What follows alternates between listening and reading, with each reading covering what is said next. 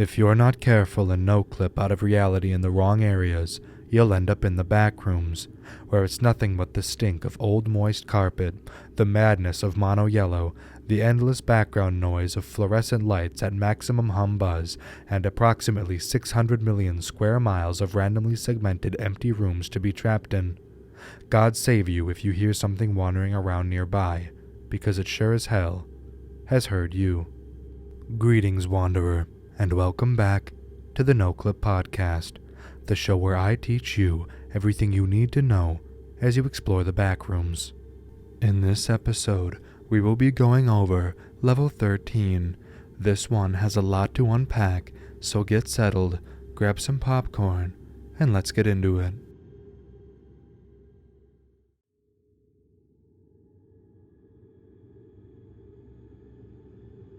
Level 13 is known as Vitrum Madness. It has a survival difficulty of Class 1. It is safe, stable, and has psychological hazards. Level 13 is the 14th level of the backrooms. The initial encounter of Level 13 transpired on April 30th, 1934. Level 13 is entirely comprised of interconnected, linear corridors with architecture similar to that of conservatories, more precisely, a greenhouse, which seems to function as a location to host special events, as one may expect an abundance of furniture in Level 13. Common appliances such as chairs, tables, and pots with vegetation found in the front rooms, including occasional LED lights hanging on the exposed steel rods beneath the gable roof, are common within Level 13. The flooring consists of a straight stone pathway, positioned in the middle, with smaller pathways that connect with it. There is a high possibility to trip, as the surface seems to be rocky. Separation in between corridors may occur occasionally, divided by walls constructed out of glass panes or oak wood planks. The presence of these borders may also imply the occupancy of a nearby engine room, producing faint noises which presumably originate from these inaccessible areas. Level 13's overall edifice is seemingly afloat amongst an empty, obscure sky. However, no such support that prevents the structure from collapsing has ever been observed. Such conditions may simply prohibit any views of the foundation, yet, on several occasions, the fog within the sky may steadily diminish, meaning that if the occurrence of such abnormality does not exist, it may allow these supports to be seen.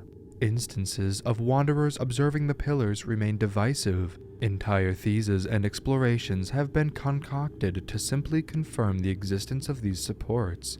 In keeping with the aforementioned instances, the results heavily contradict each other. Besides, there exist various cases of wanderers witnessing a multitude of landscapes, most commonly an ocean or a desert lying underneath the structure. It is supposed to be a mere illusion, though it is theorized the phenomenon may imply a whole separate region beneath the halls of Level 13. One will come upon separate, similarly enclosed areas with an increased concentration of plants, which are unlike most regions within Level 13. They are extremely infrequent, heedless of their hypothesized purpose as a public greenhouse. The presence of these areas is usually indicated by the abundance of tables and shelves brimming with flower bouquets and pots, alongside a variety of photographs and murals plastered or hung over the roof and walls. It appears these areas are flower shops, whether operational or not, as labels, welcome signs, and price tags are present within these areas, albeit they are mostly left out to be blank, having no text altogether or even blurred/pixelated by unknown means. It should be noted the vegetation, including the totality of foods within Level 13, such as the plates on the table containing half-eaten meals, should not be consumed by any means necessary.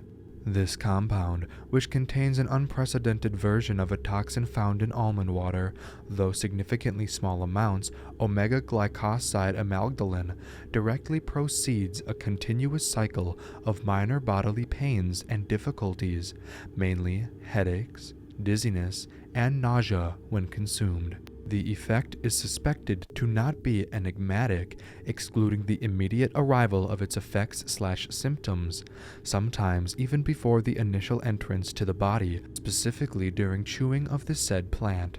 The aforementioned cycle, when continuing to bother the victim, may lead to a cardiac arrest following 2 days if no medical attention is present, which may be able to delay their eventual fate. Following a multitude of tests, I had most likely come to the closest by replicating the toxin, a breed of almond plant containing an unnaturally concentrated cyanocobalamin mixed with cyanogenic glycosides, creates a compound wherein bears an almost identical consistency, lethality, and color to that of its unknown poison. Whether the climate within level 13 persists in being consistent throughout the year, remaining at an average temperature of 15 to 20 degrees Celsius regardless of the time of day.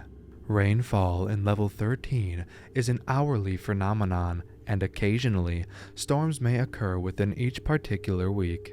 The day and night cycle in the level is arbitrary, possessing no noticeable pattern. The duration of daylight and nightfall is disorderly, which is ostensibly determined by the level itself. An orange tint within the sky signifies nightfall, and an instantaneous fading of this hue denotes the dawn of daylight. The substance the rain is made out of has a scent similar to almond water. However, it cannot be confirmed that said substance is precisely almond water, as no consumption of the liquid has ever been attempted due to the rarity of the holes that may allow one to collect them, in addition to the walls of level 13, which are constructed out of indestructible glass. In a short while, one may discern music from a distance. The main constant of the anomaly is the captivating, party-like harmony. The source for the outlying music remains indefinite, as any electronic devices encountered within level 13 is not operational. It has been reasoned the music may be nothing more than a hallucination, yet, in several recordings occurring in the level, the music can still be heard within the audio. The music may perhaps originate from an undocumented entity, potentially luring wanderers with the catchy tunes before attacking. Yet, the music remains to fade away, not to mention the distance between the entity and the wanderer serves no significance in the nature of the entity's behavior and the theorized mention of attack, remaining constant as the entity moves further away from the wanderer. Moreover, it appears that entering level 13 with the company of another person is virtually impossible, as all discovered exits have been attested to consistently fail when utilized with a separate group/individual. Whilst it is not known if the anomaly alters the position in which an exit is present to intentionally prevent wanderers from ever returning, or merely an attempt to retain its solitary nature. Certainly, every expedition shall be individualistic.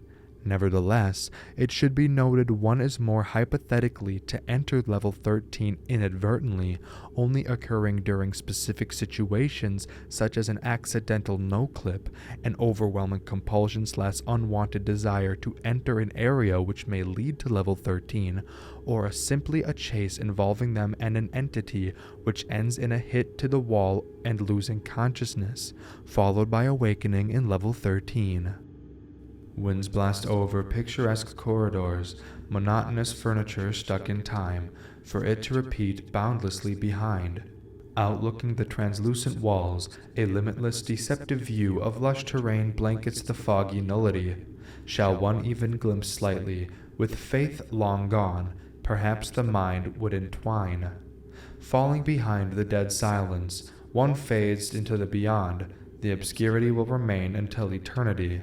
Having an insignificant existence, far too familiar for us humans whom are a plague with an infinite beauty. Those who succumbed remain forgotten eternally, far away from home, lost beyond the plains of existence. No sight of death, pristine corridors shone upon us, yet we sense a feeling of the bloody. Alteration commences, recognizing dissipates. May the greenhouse glamorize inconsistency. Though alone, whilst upon an appearance of a new civilization, the greenhouse shall be awoken, Thus, anew, the cycle continues.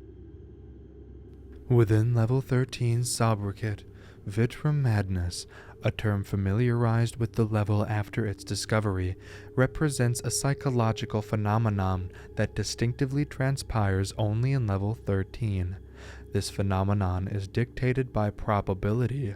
Through the state of the person's mind may be an additional factor due to its subconscious essence. Documentation of this phenomenon is especially lacking due to its psychological nature, meaning it is only visible to one unlucky individual. It can be said it is merely a hallucination specific to one person, but its consistency in appearing within an individual's vision in Level 13 cannot be ignored. Shall one come upon this phenomenon, it was instructed to escape the area at which the phenomenon is present. It should be noted consuming almond water may not take its usual effects, and there is no certainty the substance can halt/prevent the phenomenon from occurring within the wanderer. This psychological phenomenon, nicknamed madness, often emerges as an expansive, thriving environment.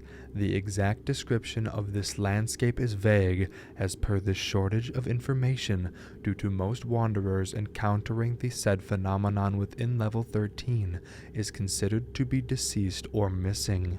The environment would appear in a wanderer's vision during the point whereupon the wanderer gazes at one of the glass walls. The said environment is situated behind those walls, thus preventing the wanderer from gaining access to the landscape beyond the border. It is supposed the vision may trigger an unknown psychological breakdown of some sort. Perhaps the utter extensiveness of the environment in these visions may additionally stimulate an inner phobia amongst wanderers. A likely contender of the said phobia may be megalophobia, though the inevitable psychological breakdown cannot transpire due to all mere irrational fear, which only triggers a sense of paranoia, not adequate to entirely trigger a nervous breakdown. A personal outlook. Obtrusity, an attribute of the backrooms, a component far too familiar within the minds of the explorers. It is one that determines the sheer complexity and ambiguous nature of the dimension's physical embodiments. It can be said the backrooms are once locations buried under memories that are much more fruitful than those that are integrated into one's sentence lie above. These are hiding what is beneath, places that never were and never will. The reminiscences of these places are destined to be forgotten, only partially remembered when seen by the eyes, perhaps. The abstract essence of the backrooms originates from a lost memory so disfigured the mind has to interfere, causing a metaphysical alteration within a space. Hence, the intrinsic features of what makes a space a psychological embodiment of the backrooms, namely solitude, anguish, and liminality. The greenhouse is amongst one of the backroom's physical embodiments. It is connected with other physical embodiments, either physically or emotionally linked within memories. In a physical sense, the greenhouse can be said to be connected with others: the madness of mono yellow of the lobby, the shadowy realm of the metal halls, the ceramic halls and calming nature of the pool rooms, and the expansive eerie quality of the foggy avenue. A characteristic found among them is their remoteness, not to mention the sheer magnitude of size most may possess. Through their monumental scale is noteworthy, they are certainly merely minuscule deserted islands. There are one of the infinite quantity of other islands that are distinctive yet similar, that are sited within an ocean of innumerable sizes, waiting for an unlucky naive fisherman to be stranded among one of them. These spaces provoke a subconscious fear within everyone, which developed throughout childhood. It is the fear of being eternally confined inside of a space with no knowledge of anyone towards your whereabouts. Shall one encounter a transitional space in normal reality, they are finite and temporary in a physical manner. It is the memories that cause them to be eternal. While a certain memory within a single individual cannot be perpetual as they fade away when the person perishes, the inherent characteristics of the backrooms prove otherwise. In whatever manner these spaces remain everlasting, the memories of these spaces must remain likewise, given the persons may bear memories that are correlated with one another. Perhaps a space within the memory shall persist to survive long enough, the backrooms would state its permanency within its compounds, evolving to become one of its physical embodiments. Now, without a doubt, the greenhouse qualifies as one of these islands. It possesses the features of all attributes of a physical embodiment, an essence of seclusion within the space, and the simple yet a facade that it is the environment, which represents the cheeriness and liveliness of the space that simultaneously gives a desolated atmosphere.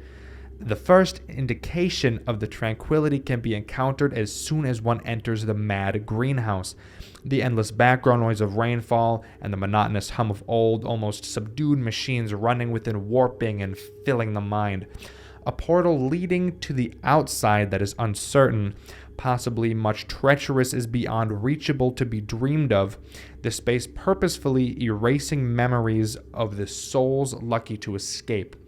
One is compelled to be trapped within its interiors for perhaps an eternity, secluded beyond the bounds of reality.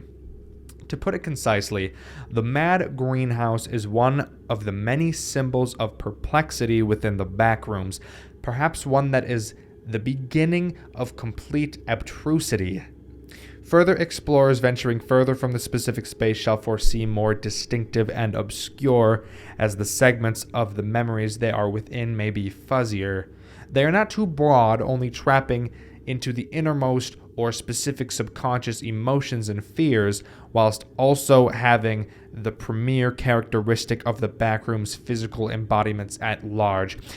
The mad greenhouse, the starting point in which the islands of the backrooms transition from spaces of solitude to the manifestation that is nothing but nonsensical, a space that is the uttermost causer of emotion and mental terror, shall remain eternal and dormant as it is. It is a space like any other, though it is unique in a way that is not physical. Nor does the psychological trauma provokes anything to be described as never seen before. It is a space that marks the beginning of something pivotal.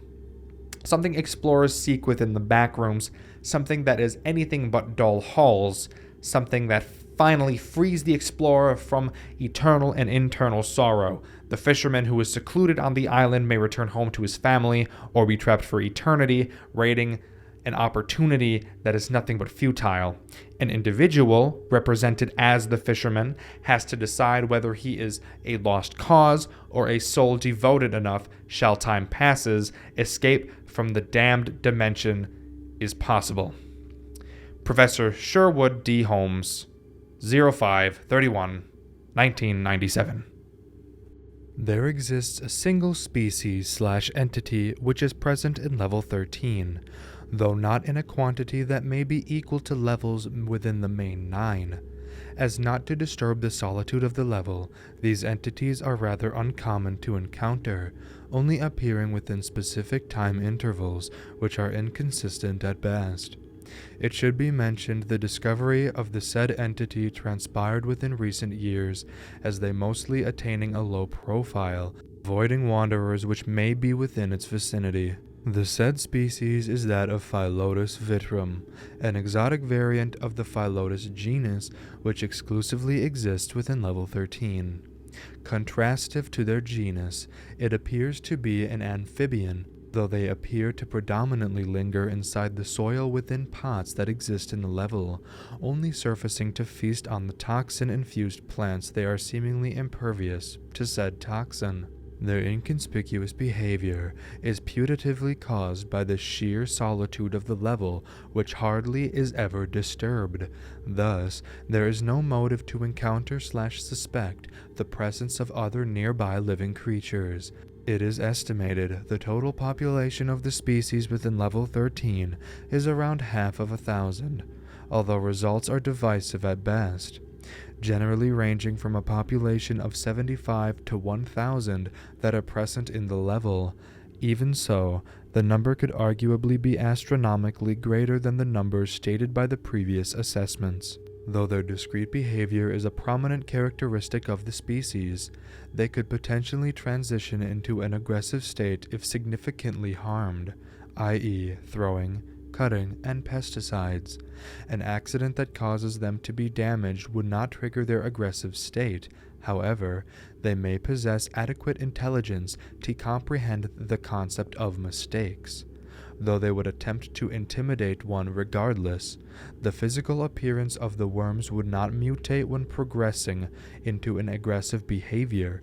Hence, there is no certainty of telling whether they are in their usual state or not. Additionally, it is unproblematic to capture one on site by transferring them into a container. It is suspected the entity does not have a sense of touch, as it cannot determine a surface's texture transformation. For the duration of their state of aggression, they'll mainly remain tranquil, oddly staying in a motionless-esque look, often persisting to be in silence. Their state of immobility is an indication to retreat from the stationary entity, as the alteration of their body would start within a few seconds following the state of tranquility. Subsequently, a sudden growth in size and mass of their physique would commence, which is ensuingly followed by a pursuit of the culprit. They will remain to run down the Wanderer up to the time that it conclusively captures the said offender. It should be furtherly noted that if the damage caused is minor, the growth of their body mass would still transpire, though they would merely attempt to frighten the Wanderer without capturing them. It is an undetermined cause of what befalls the Wanderer when captured by the entity, as the number of survivors are inadequate to attain information concerning the species. Not to mention, the destitution of signs of life within level 13 additionally culminates in a complete impracticability to find out the anatomy of how the entity catches one. A traditional method of immobilizing is to lock the victim within a giant mouth, lined with sharp, long teeth. Howbeit worms classified under the genus of Phyllodos does not bear a visible mouth. Suffocation may perhaps be the entity's endeavor to decimate prey, as the exterior section of their bodies is covered in scales, which increases the friction to prevent any likelihood of abscond. The exact source of the entity is undecided, though it is hypothesized a worm of an indecisive species which belonged to the Phyllodos genus one way or another appears in level 13, eventually adapting to the environment, which causes an alteration in species, eradicating any presence of the previous species that may have populated the level. Regardless, the main location of their point of origination is possibly the front rooms. Yet, the similarities amongst the typical genus, which exists in normal reality, perhaps coincidentally, corresponds with the Phyllodos vitrum within level 13, inducing a misapprehension of the point of origination between these two separate organisms. There are currently no known established communities within level 13 currently. Locations settled by past outposts have been noticed to possess no clues/indications of human settlements ever being present within the area, including abandoned outposts that have never been encountered. Understanding the anomaly is difficult, while most hypothesize the sheer size and unpredictability of level 13 may cause perfectly identical copies of a said location to exist within, and the quantity of these replicas that increases the chance of enabling wanderers to randomly come upon them. Level 13 is regarded as a major roadblock for persons who desire to traverse levels beyond it. Current known exits are heavily inconsistent and predominantly infrequent. Any attempts to locate more exits are encouraged. Howbeit, should be known that no-clipping, the common way of transport within the backrooms, cannot be performed normally, meaning one may not utilize such endeavor when attempting to exit the level.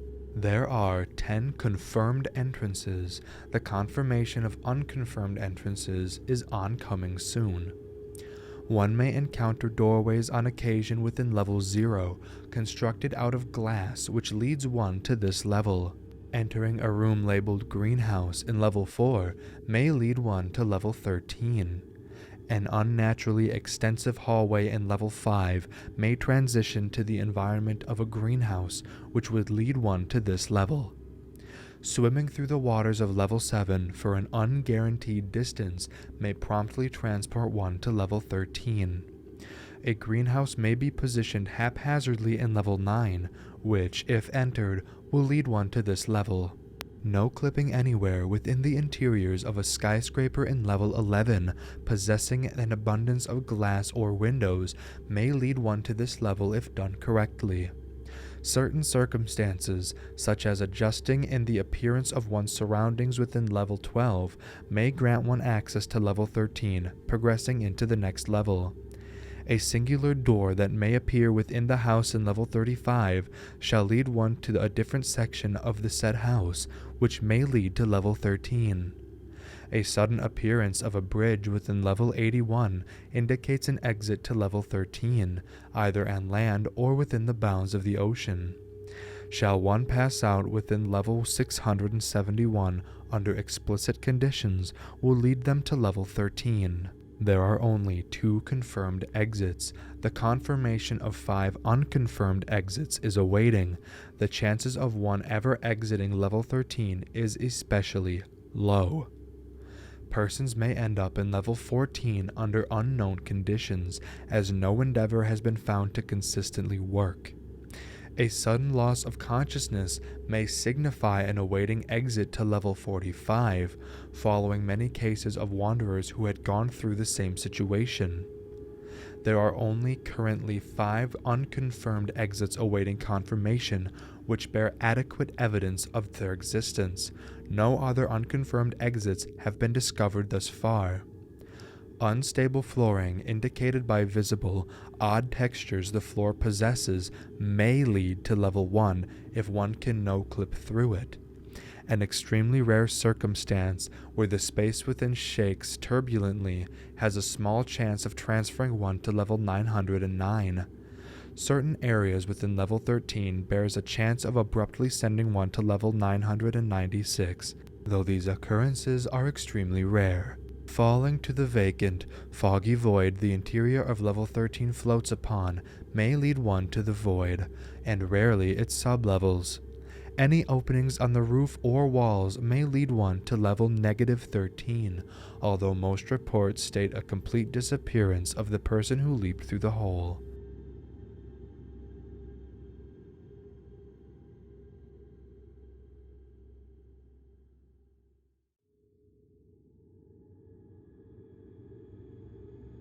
Thank you all for watching this episode of the Noclip podcast. If you'd like to see more episodes in the future, please follow or subscribe on whatever platform you happen to be listening on. This has been the Noclip podcast. Safe travels, watch out for entities, stock up on almond water, and we'll see you in the next one, Wanderer.